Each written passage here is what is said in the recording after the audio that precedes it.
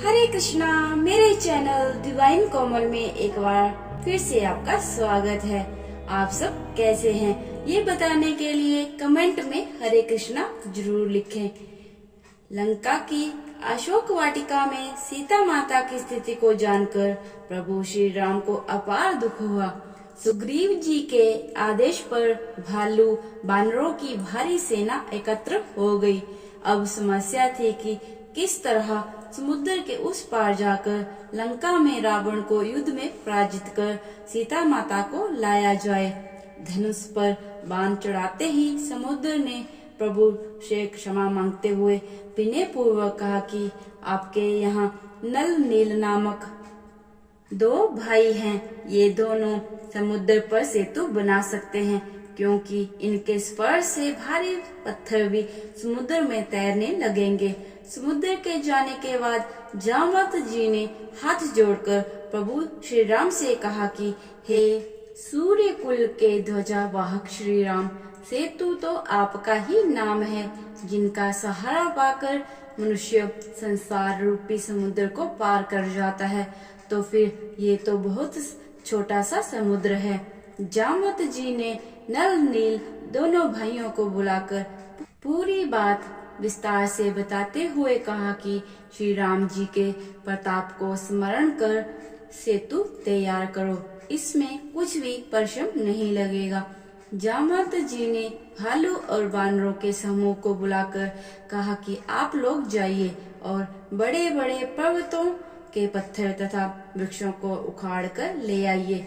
बस फिर क्या था, भालू बानर दौड़ पड़े और देखते ही देखते विशाल वृक्षों और पहाड़ों को तोड़कर नल नील को देने लगे।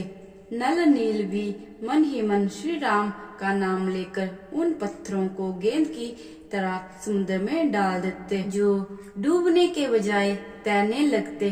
देखते ही देखते 100 योजन के समुद्र पर पुल तैयार होने लगा। सेतु की सुंदर रचना देखकर कृपा सिंधु श्री राम बहुत ही प्रसन्न हुए और हंसकर बोले कि यहाँ की भूमि बहुत ही रमणीय है। यहाँ का वातावरण अत्यंत प्राकृतिक और मनोहारी है। यहाँ पर मैं शिवलिंग की स्थापना करूं, ऐसा संकल्प मेरे हृदय में आ रहा है।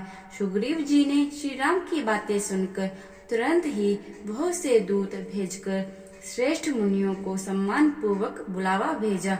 मुनियों के आने पर उन्हें श्री राम के हृदय का संकल्प बताया गया, तो वे भी बहुत प्रसन्न हुए। विधि पूर्वक शिवलिंग की स्थापना कर उनका पूजन किया गया। प्रभु श्री राम ने कहा कि शिव जी के समान मुझे दूसरा कोई प्रिय नहीं है। प्रभु श्री राम ने रामेश्वरम शिवलिंग की महिमा का बखान करते हुए कहा कि जो शिव जी से द्रोह रखता है और मेरा भक्त कहलाता है, वह मनुष्य स्वप्न में भी मुझे नहीं पा सकता। शंकर जी से विमुख होकर जो मेरी भक्ति चाहता है, वह नरकगामी मूर्ख और अल्प बुद्धि है। उन्होंने यहाँ तक कहा है कि जो मेरे द्वारा स्थापित इस रामेश्वरम शिवलिंग के दर्शन करेंगे, वे शरीर छोड़कर मेरे लोकों को जाएंगे, और जो गंगा जल लाकर इन पर चढ़ाएगा, वह तो मेरे साथ एक हो जाएगा।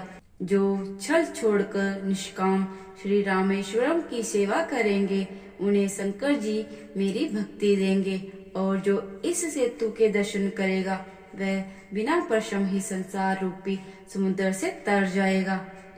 तो दोस्तों, ये जानकारी आपको अच्छी लगी हो तो कमेंट में हरे कृष्णा जरूर लिखें। मिलते हैं और एक वीडियो के साथ, तब तक अपना ख्याल रखिएगा। सकुशल रहिए, स्वस्थ रहिए। हरे कृष्णा।